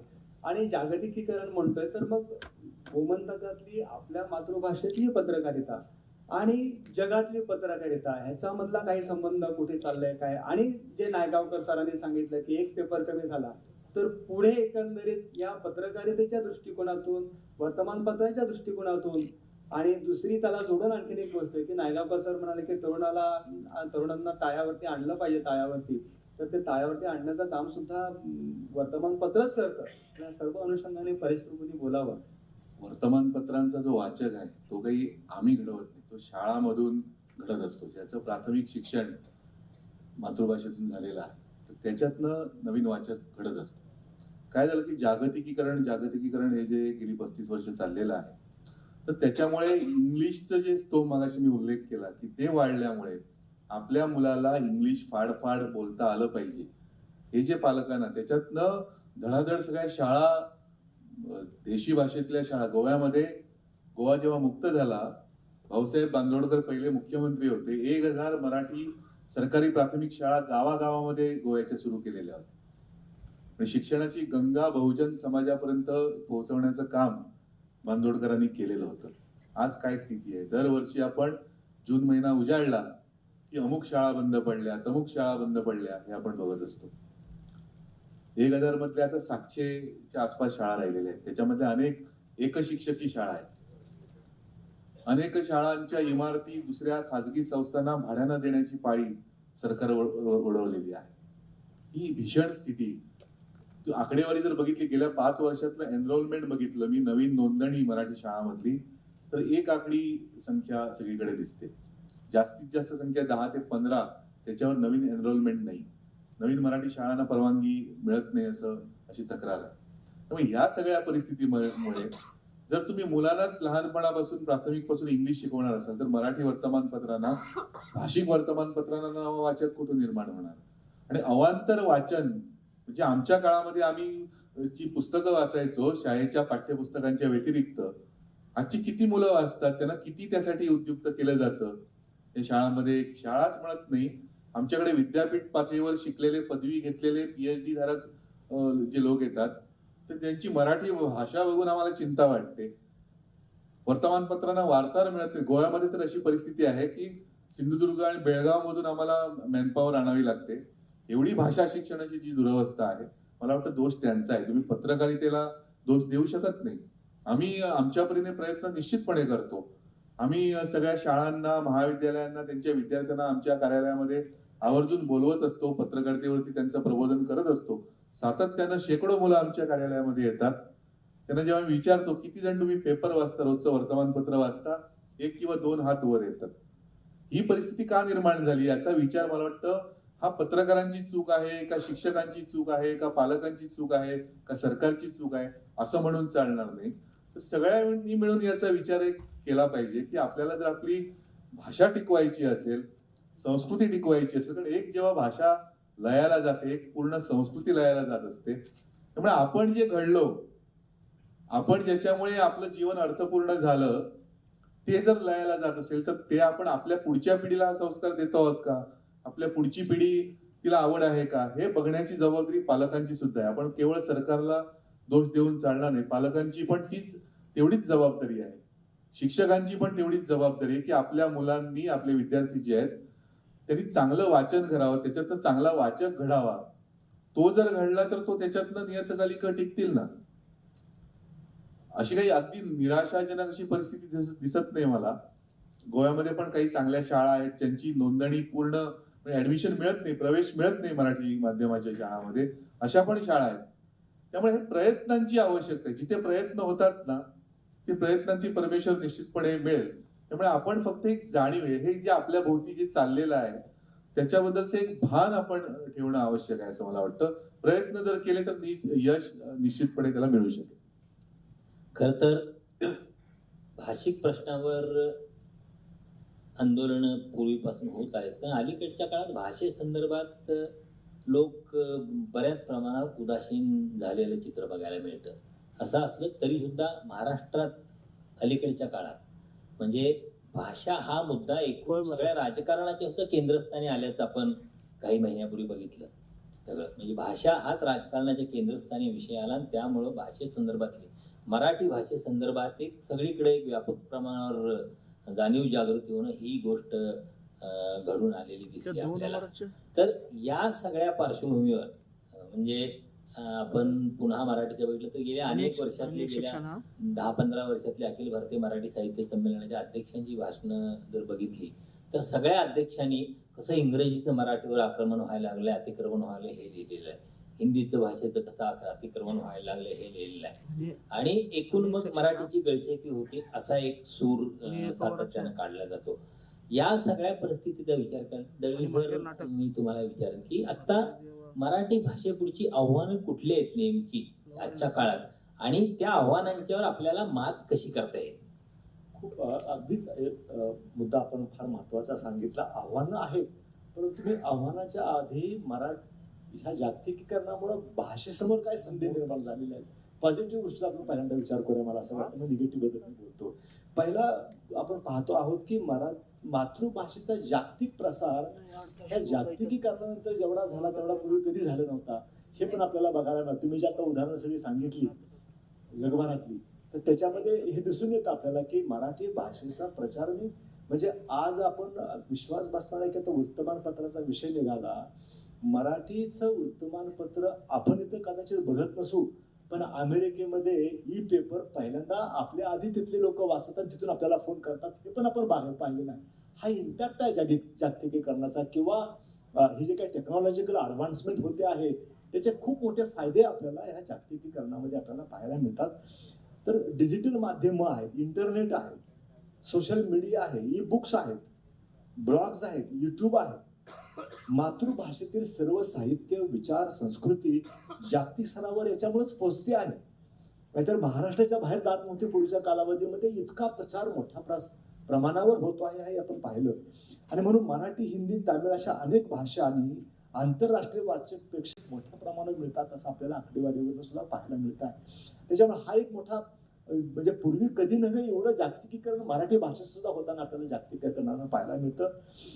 तंत्रज्ञानामुळे पण मातृभाषेच्या सशक्तीकरणाला खूप फायदा होतो आहे असं पण आपल्याला पाहायला मिळतं आहे. भाषांतर सॉफ्टवेअर म्हणजे अनेकांना मराठीमधली अतिशय चांगली पुस्तकं ते इतर भाषेमध्ये ट्रान्सलेट करून वाचली जाऊ शकतात. ते पूर्वी होत नव्हतं, ते आता जागतिकीकरणामुळे व्हायला लागलं आहे.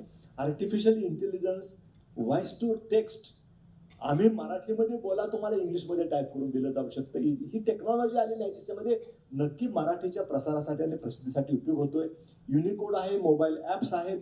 मातृभाषेमध्ये लेखन, वाचन, शिक्षण अतिशय सुलभ झालेलं आहे त्याच्यामुळं. म्हणजे जगातल्या कुठल्याही इंग्रजी भाषेच्या बद्दल आपण जास्त बोलतो, इंग्लिश भाषेमध्ये जे म्हणून काय आहे ते सगळं आपल्याला सगळ्या गोष्टी मराठीमध्ये तर उपलब्ध व्हायला लागल्यात. म्हणजे या टेक्नॉलॉजीमुळे, जागतिकीकरणामुळे जगामध्ये जे जे काही घडतं आहे ते आपल्याला आपल्या मातृभाषेमध्ये सगळं वाचता येतं, ऐकता येतं, पाहता येतं. हा जागतिकीकरणाचा झालेला मोठा प्रभाव भाषेच्या प्रसारासाठी सुद्धा आहे. ही जो एक पॉझिटिव्ह बाजू आपल्याला नक्कीच विचारात घेतलं पाहिजे. शिक्षणामध्ये मातृभाषेचं स्थान जे आहे तर ते आता एनईपीच्या बाबतीमध्ये मान्य केलं पाहिजे की एनईपी हा जो काही न्यू एज्युकेशन पॉलिसी जी आलेली आहे ती अप्रतिम अशा प्रकारची पॉलिसी आहे. जे मगाशी आपण स्किल डेव्हलपमेंटच्या बद्दल बोललो की आपल्याला साधा खेळा ठोकता येत नाही किंवा साधा नळ दुरुस्त करता येत नाही. एनईपी मध्ये ह्या सगळ्या गोष्टीचा खूप चांगल्या पद्धतीने विचार केला आहे आणि अगदी प्राथमिक शिक्षणापासून ते उच्च शिक्षणापर्यंत स्किल डेव्हलपमेंट, नंतर एंटरप्रेन्योरशिप डेव्हलपमेंट याच्यामध्ये खूप चांगला आणि ह्याचा बदल एनईपी आता आली, योगायोगाने ती आली कोरोनाच्या कालावधीमध्ये आणि त्याच्यामध्ये त्याला सेटबॅक बसला टेक ऑफ होण्यासाठी. पण आता सर्वच हायर एज्युकेशनमध्ये अतिशय चांगल्या पद्धतीनं एनईपीचे इम्प्लिमेंटेशन सुरू झालेले, मात्र प्राथमिक टू 12th याच्यामध्ये अजूनही तेवढी त्याच्यामध्ये गती आलेली नाही आहे. संस्कृतीची ओळख जपण्याचं काम आहे या सगळ्या टेक्नॉलॉजीमुळं आपल्याला पाहायला मिळतं आहे. त्यामुळं आपल्याला स्थानिक अर्थव्यवस्थेला चालना सुद्धा ह्या जागतिकीकरणामुळे मिळालेली आहे. भाषेच्या याच्यामध्ये सुद्धा आपल्याला पाहायला मिळतं की मीडियामध्ये, साहित्यामध्ये, चित्रपटामध्ये, नाट्य, जाहिरात, पर्यटन या सगळ्या क्षेत्रामध्ये रोजगार निर्मिती ही टेक्नॉलॉजिकल ड्रिव्हन जे काही सगळ्या गोष्टी समोर आलेल्या आहेत त्याच्यामुळे याच्यामध्ये भाषेच्या बाबतीमध्ये त्याचा फायदाच होताना आपल्याला सगळीकडं पाहायला मिळतो आहे.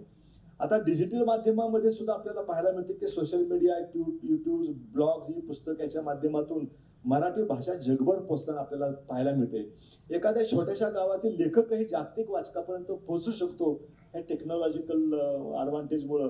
याच्याकडे पण आपल्याला दुर्लक्ष करता येणार नाही. म्हणजे आपण फक्त नकारात्मकच बाजूचा विचार करतो, याच्यामध्ये पॉझिटिव्ह बाजू खूप घडतायत. आणि मग याच्यावर आपण स्वार कसं होऊ शकतो आणि त्याच्यामुळे आपल्याला मराठी भाषा आणखी जागतिक लेवलची भाषा कशा पद्धतीने बनवता येऊ शकते याच्यामध्ये आपल्याला नक्की याच्यामध्ये विचार करता येऊ शकतो.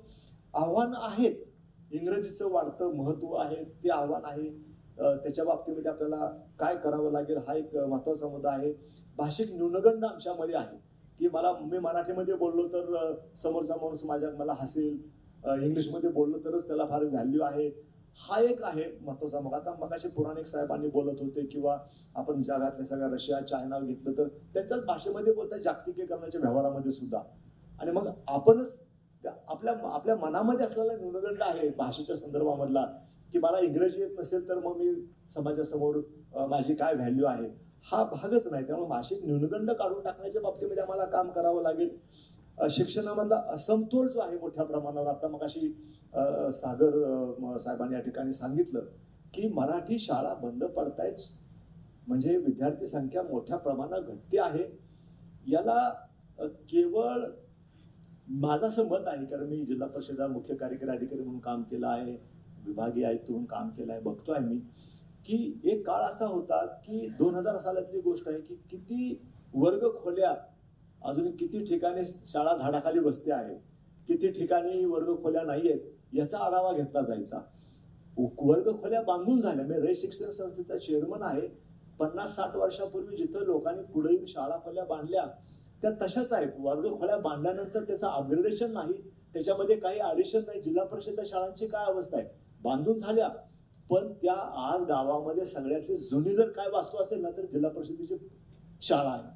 गावातली घरं बदलली, गावातलं सगळं नेचर बदललं, तुमचं राहणीमानाचं, घरातलं राहणीमान वेगळं आणि जिल्हा परिषद शाळेतली व्यवस्था वेगळी, अशी परिस्थिती झालेली आहे. आणि म्हणून आम्ही एक निर्माण केली व्यवस्था, तिला अपग्रेडेशन करायला पाहिजे. आणि म्हणून मराठी शाळा पाहताना सुद्धा असं वाटतं की ह्या शाळेमध्ये जाण्यापेक्षा इंग्लिश शाळेमध्ये गेलं बरं. इंग्लिश शाळा चकचकीत आहे, तिथलं एन्व्हायरमेंट सगळं नवीन आहे, गेल्या 5-10 वर्षामध्ये बांधलेली आहे, सर्व सुविधांयुक्त अशा शाळा बांधलेल्या आहेत. आणि त्याच्यामुळं म्हणजे भाषेला आम्ही बोलत असताना भाषेसाठीचं लागणारं जे इन्फ्रास्ट्रक्चर आहे हे सुद्धा आम्हाला अपग्रेड करण्याची गरज आहे. आणि त्याच्यामध्ये सध्या शाळा खोल्या बांधल्या, सरकार आता निवांत झालेलं आहे, आता परत त्याच्या काय बघण्याची काही गरज नाही. आणि म्हणून हा एक असा आव्हान आपल्यासमोर आहे. तर मला असं वाटतं की या सगळ्या गोष्टी आपण विजयजी विचारल्याप्रमाणे माझ्या दृष्टिकोनातून येत्या म्हणजे पॉझिटिव्ह साईड्स खूप आहेत. जागतिकीकरणामध्ये स्वार होऊन पुढे जाण्यासाठी मराठी माणसाला पुढे जाण्यासाठी आता भाषेचं बंधन राहणार नाही असं वाटतं मला तरी. आणि म्हणून त्याला एक मी जोड देऊ इच्छितो. मगाशी त्यांनी जो मुद्दा मांडला की फक्त आपण जे आता मला वाटतं आपण जागतिकीकरणाच्या 2.0 मध्ये आहोत असं एक मला दिसतंय. म्हणजे सुरुवातीला जागतिकीकरणाचे धोके त्याचा आपण विचार करत होतो. त्यांनी एआयचा उल्लेख केला, कीबोर्ड किंवा टेक्नॉलॉजीचा उल्लेख केला. आणखी एक गोष्ट सगळ्यात महत्वाची मला वाटते की लोकलायझेशन कडे आपण आज वळलेलो आहोत. सगळ्या आंतरराष्ट्रीय कंपन्या, बहुराष्ट्रीय कंपन्या जर आपण बघितल्या तर स्थानिक भाषेमधून कंटेंट देणं किंवा आता मायक्रोसॉफ्ट असेल, गुगल असेल, त्या प्रदेशाची स्थानिक भाषा शिकून आत्मसात करून त्याच्यामधून कंटेंट निर्मिती ही फार मोठ्या प्रमाणावरती व्हायला लागलेली आहे. इंटरनेट जर आपण बघितलं तर एकेकाळी मराठीचे ब्लॉग म्हणजे एक अप्रूप असायचं, एक वेबसाईट. म्हणजे आज सगळा कंटेंट मराठीमधून आहे. मी आता अनेक भारतामध्ये सुद्धा खूप मोठ्या प्रमाणावरती काम सुरू आहे. भाषांतराच्या सगळ्या भाषांतरापासून एआय पर्यंत भाषिणी सारखा प्रकल्प केंद्र सरकारचा आहे. एआय फॉर भारत नावाचा एक प्रकल्प आहे IIT मद्रासचा, आणि त्याच्यामध्ये मी अनेक प्रोजेक्ट कन्सल्टंट म्हणून अनेक वर्ष त्यांना योगदान देतोय. की त्याच्यातनं 22 भारतीय भाषामध्ये प्रचंड काम चाललेलं आहे. म्हणजे आपण कल्पनाही करू शकत नाही एवढ्या मोठ्या प्रमाणावरती. त्यामुळे आज रिअल टाइम ट्रान्सलेशन असेल किंवा काय असेल या सगळ्यामध्ये आणि लोकलायझेशन बहुराष्ट्रीय कंपन्यांच्या लक्षात आलेलं आहे की आपण जर स्थानिक भाषेमधून त्या बाजारपेठेमध्ये प्रवेश केला तर त्याच्यातनं नफा वाढतो. तर eBayचं उदाहरण दिलं होतं की रशियामध्ये रशियन भाषेमधून त्यांनी आपले सगळे हे प्रोडक्ट लॉन्च केले ई-कॉमर्स. तर त्याच्यातनं त्यांचा महसूल वाढला. म्हणजे लोकलायझेशनचं महत्व सगळ्या कंपन्यांना कळायला लागलेलं आहे. हे महत्वाचं वाटतं. खरं तर एकच फक्त मराठी बोलण्याची उच्च शिक्षित वर्गामध्ये इतकं काहीतरी कमीपणाचं वाटतं. याचं उदाहरण बघायला मिळतं. फर्स्ट क्लासमधून प्रवास करताना बाहेरून टाइम्स ऑफ इंडिया असतो आणि आतमध्ये मराठी पेपर ठेवलेला असतो. असं मी अनेकदा गेली 20 वर्षामध्ये बघितलेलं आहे, तुम्हाला सांगतो. धन्यवाद. खरं तर मराठीबद्दलची ही चर्चा खूप लांबवता येईल, खूप बोलता येईल, खूप प्रश्न आहेत. दळवी साहेबांच्याकडे खूप मुद्दे आहेत, पण इथं विंगेत बरेच कवी जमलेले आहेत आणि ते मला खानाखुणा करायला लागलेले आहेत. तर ते त्यांनी येऊन इथून उचलण्याऐवजी पाहुण्यांना नाही आम्ही इथं थांबलेलं बरं असं मला वाटतं. इथं चर्चा समारोपामध्ये 2च गोष्टी फक्त या ठिकाणी मी मांडू इच्छितो. मी असं मानतो की मातृभाषा आणि जागतिकीकरण हे काय परस्पर विरोधी नसून परस्पर पूरक आहे अशा प्रकारचं माझं मत आहे. जागतिक पातळीवर स्पर्धा करत असताना जागतिक भाषा आत्मसात केलीच पाहिजे, मात्र त्याच वेळी मातृभाषेचा अभिमान, वापर आणि विकास हा सुद्धा तितकाच महत्वाचा आहे. म्हणून जागतिक विचार आणि स्थानिक अभिव्यक्ती असा समतोल साधल्यास भाषा समृद्धीला सुद्धा आपल्याला याच्यामधून खूप काही साधलं जाऊ शकतं. मातृभाषा ही आपली ओळख आहे आणि जागतिकीकरण ही आपली संधी आहे, आणि म्हणून पण आपण त्याच्याकडं बघण्याची गरज आहे. दोघांमध्ये संघर्ष न करता समन्वय साधला तर आपण संस्कृतीने समृद्ध आणि ज्ञानाने जागतिक बनू शकतो. हे पण आपण नक्कीच विचारात घेतलं पाहिजे. मातृभाषेमध्ये शिकलेलेच व्यक्ती नामांकित आणखी त्यांनी खूप काय फार मोठं साध्य केलं आपल्याला कुठं पण पाहता येऊ शकतं. म्हणजे आज सकाळी आपल्याकडे काकोडकर साहेब आले होते, जयंत नारळीकर साहेब होते, रघुनाथ माशेलकर साहेब. म्हणजे मराठी भाषेमधून इंग्लिशमधून मराठी माणूस इंग्लिशमध्ये शिकलेला तो किती त्यानं कॉन्ट्रीब्युशन समाजासाठी केलं, किती तो नामांकित झाला, वेळांकित झाला, आणि मराठीमधून शिकून सर्वोच्च स्थानापर्यंत पोहोचलेलीच माणसं आपल्याला मराठीमधून पाहायला मिळतात. म्हणजे त्या काळामध्ये सुद्धा आणि आजच्या काळात, आणि ती सगळीच माणसं जागतिक स्तरावर ओळखली जातात. मराठीमधून शिकून जागतिक स्तरावर त्यांनी इंग्लिशमध्ये म्हणजे इंग्लिश भाषेवर पण त्यांना प्रभुत्व मिळवलं आणि मराठी भाषेचा पण त्यांनी मान जगात उंचावली. असं चित्र असताना मराठी भाषेच्या संवर्धनासाठी पण काम करूया आणि जागतिकीकरणामध्ये स्वार होऊन तिचा आणखी आपण मराठी भाषेच्या संवर्धनासाठी उपयोग करून घेऊया असं मला वाटतं. सहभागी तिन्ही मान्यवरांचे मनपूर्वक आभार. आपणही शांतपणे हा सगळा परिसंवाद ऐकला त्याबद्दल तुम्हा सर्वांचे आभार. कार्यक्रम संपलेला हा